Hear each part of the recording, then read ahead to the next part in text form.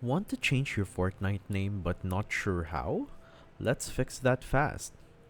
First, open your browser and go to epicgames.com. Log in to the Epic account linked to your Fortnite account. Hover over your username in the top right and click Account to access your profile settings.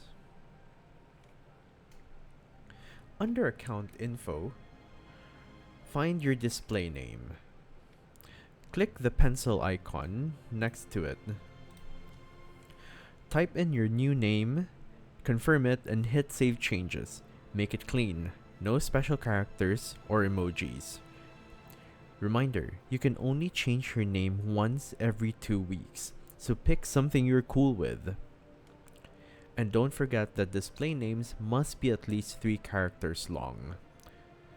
And please do not use your real name or anything related to your actual name.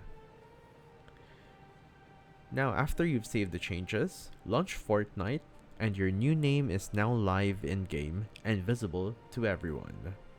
And that's it. Quick and easy. Drop a comment and I'll help out. Like and sub for more fast Fortnite fixes. See you in the next drop.